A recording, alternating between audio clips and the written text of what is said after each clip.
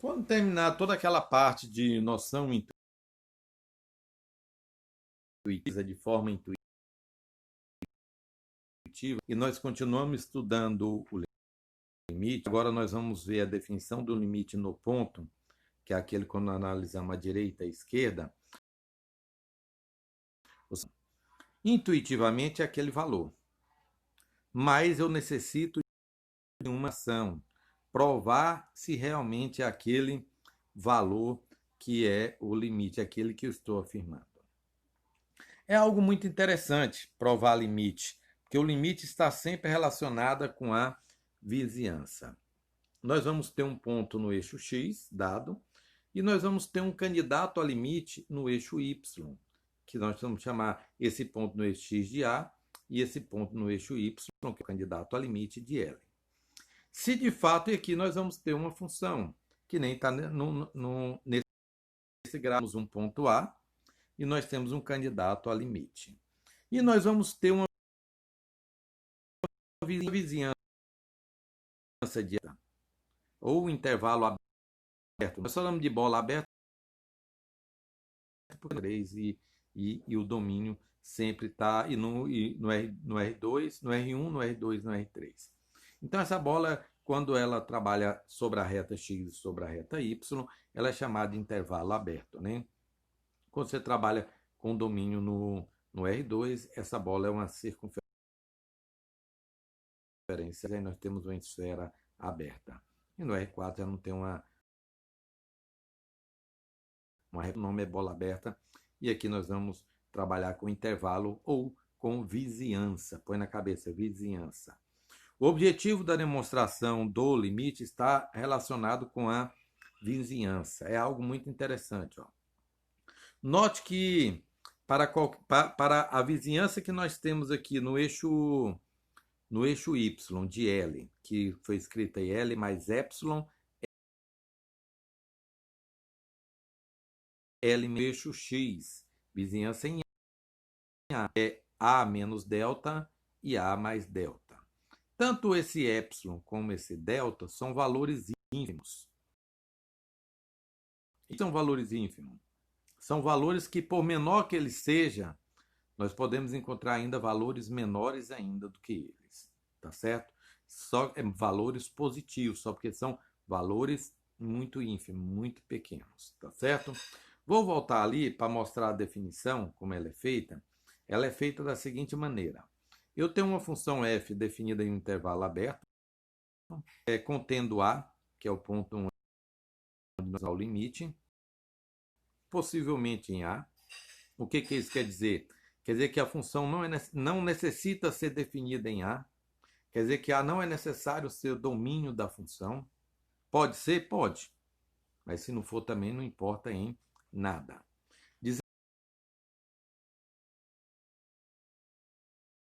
Dizemos que de A é L. Escreve-se como limite de f de x, quando x tende a A,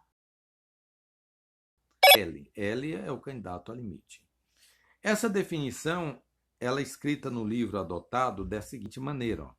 Se para todo epsilon, que é aquele valor ínfimo, y, um delta, que é um valor ínfimo positivo também, vizinhança de A, tá certo? É o raio da bola aberta aqui de Y, do eixo Y, aqui o raio da bola aberta do eixo X. Tal que a vizinhança, qualquer que seja a vizinhança de L,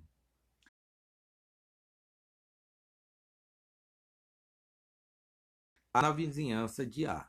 É isso que quer dizer o que está escrito aí. Ó. Quer dizer que para todo epsilon maior que zero, existe um delta maior que zero, tal que o módulo de f de x menos L é menor do que epsilon, sempre que zero menor do que o módulo de menos x de x menos A. Quando nós escrevemos módulo de x menos L, isso daí nada mais é do que a distância de um ponto até no primeiro lá é a distância de um ponto qualquer até L, de um ponto qualquer do eixo Y até L. E o segundo é a distância de um ponto qualquer do eixo X até A. Por isso que eu falo vizinhança de L, vizinhança de A. Quando nós trabalhamos com bola aberta, então esse epsilon é o raio da bola aberta no eixo Y, da vizinhança de L, do eixo Y, e o delta é o raio da bola aberta da vizinhança de A no eixo X. Então, isso aí é a distância menor para qualquer que seja a vizinhança que eu escolher. Vai existir uma vizinhança de A, de modo que qualquer que seja os pontos dessa vizinhança, a imagem está nas vizinhanças de L, tá certo? Eu particularmente trabalho com essa definição que eu escrevi aí embaixo. Ela geralmente ela é mais fácil, eu vou usar ela sempre. Ó.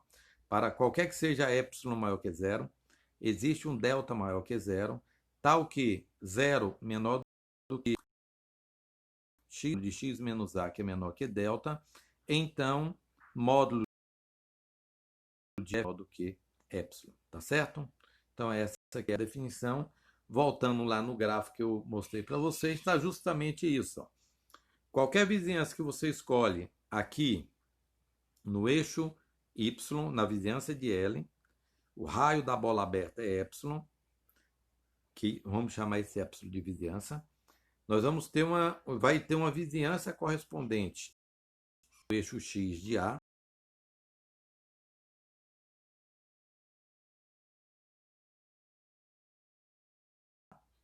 de L. Se você conseguir mostrar isso, você está provando que o limite de f de x, quando x tende a A, é realmente L. Tá certo? Vou ter uma visão. Um mais simples, que diz o seguinte, limite de 3x menos tende a 1 é igual a 2. Eu quero que esse limite é 2. Por enquanto, eu estou apenas supondo, fazendo uma noção intuitiva. Aí eu uso aquela mesma definição, sempre vocês vão ter que decorar ela. Tal que zero, tal que x menos 1, aí no caso meu a vale 1, é menor do que delta. Então, a função, que é 3x menos 1, menos o limite, que é 2, é menor do que epsilon. Provar limite é você relacionar o quê? Qualquer que seja a vizinhança que eu encontrar aqui de L, eu vou ter uma vizinhança correspondente aqui de A. Ou seja, para qualquer que seja o meu epsilon que eu adotar, correspondente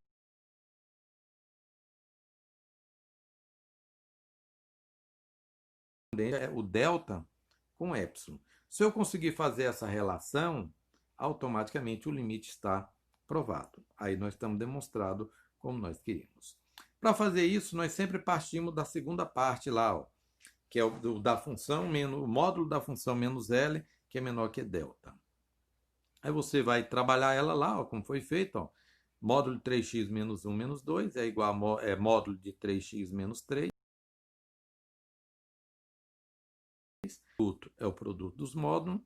O 3 está multiplicando, vai para o outro lado dividindo. Então, nós vamos ter que o módulo de x menos 1 é menor que epsilon sobre 3. Se você for analisar lá no nosso delta, o módulo de x menos 1 é menor do que delta.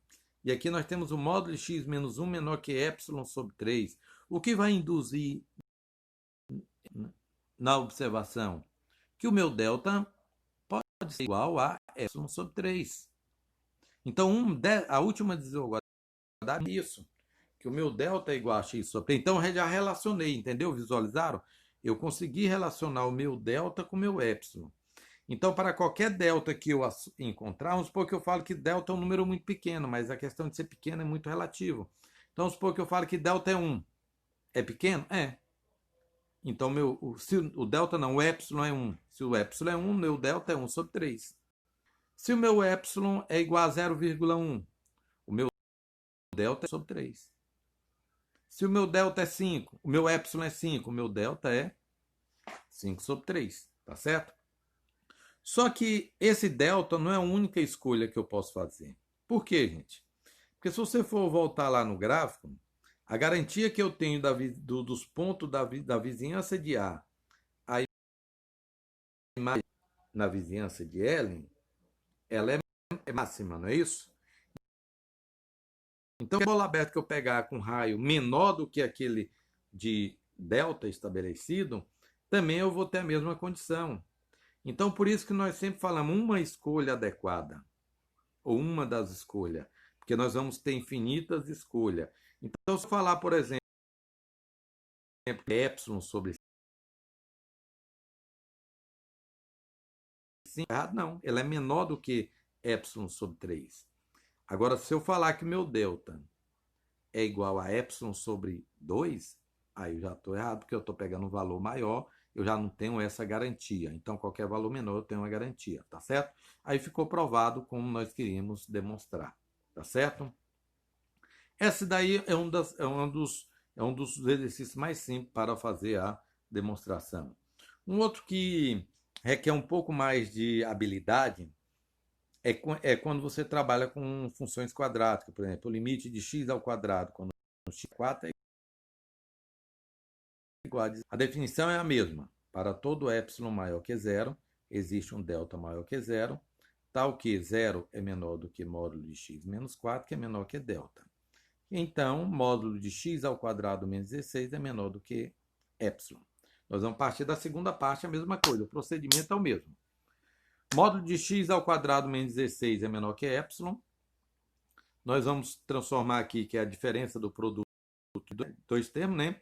Em produto da diferença pela soma. O produto da soma pela diferença. X menos 4 vezes x mais 4. O módulo. Agora surge aí o que fazer nesse ponto.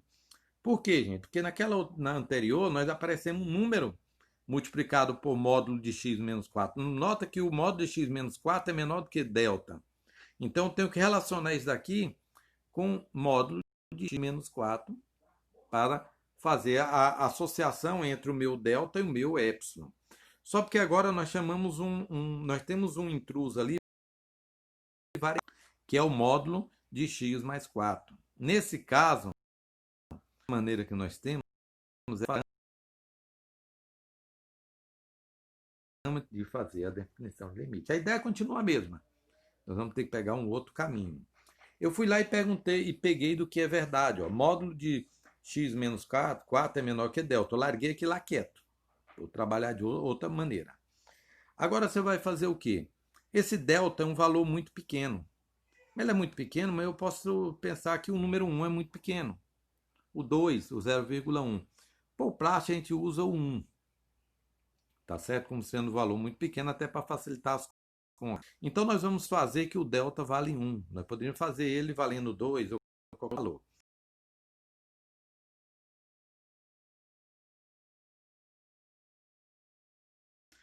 É encaixotar o módulo de x mais 4.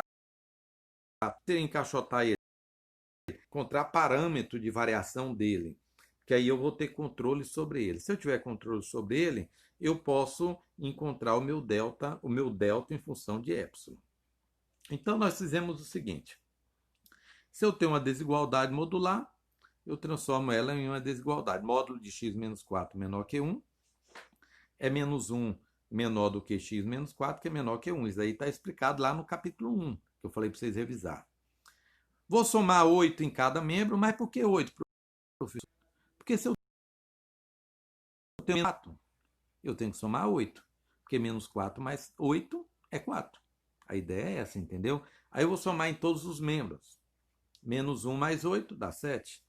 X menos 4 mais 8, x mais 4. 1 mais 8 dá 9. Pronto. Então eu encaixotei o x mais 4. Mas se o x mais 4 varia de menos 7 até 9, 7 até 9, eu poderia dizer também, só para me voltar, de menos, se eu colocar que o x mais 4 varia de menos 9 até 9, é a mesma coisa eu dizer que o módulo de x mais 4 é menor do que 9. Beleza? Pronto. Quer dizer que eu encaixotei o meu módulo de x mais 4. Eu sei que ele é menor que 9. Então, eu já tenho controle sobre ele. Pega aquela parte da direita da desigualdade lá, o que fazer? Módulo de x menos 4 vezes módulo de x mais 4 é menor do que módulo de x menos 4 vezes 9. Por que eu posso afirmar isso? Porque o módulo de x mais 4 é menor que 9. Só que da mesma forma, eu tenho que o módulo de x menos 4 é menor do que delta. Então, esse produto vai ser menor do que delta vezes 9, que é a mesma coisa de 9 delta. Aí você vai comparar essa parte que nós fizemos, o que fazer? Agora nós vamos fazer a comparação. Com isso, nós vamos ter o quê? Que o nosso 9 delta é igual a uma escolha, é que o 9 delta é igual a epsilon. E com isso, o delta é epsilon sobre 9. Então, uma escolha vai ser qual? A menor, mínimo. O nosso delta vai ser o menor dos valores que nós encontramos no exercício. Um que eu dei, que foi 1, e o outro que nós encontramos, que é o epsilon sobre 9. Então, o delta vai ser o menor desses valores. Esse vai ser o nosso delta máximo. E depois nós vamos ter uma infinidade de valor, como nós queríamos demonstrar. Qualquer dúvida nós vamos tirar. Vocês vão estudar essa parte, gente. A partir de hoje, vocês vão entregar os exercícios hoje e vão continuar estudando essa parte. E nós vamos montar uma aula para tirar dúvida no Meet, tá certo? Que aí nós vamos rever e tirar algumas dúvidas olhando olho no olho, tá beleza, gente? Até mais.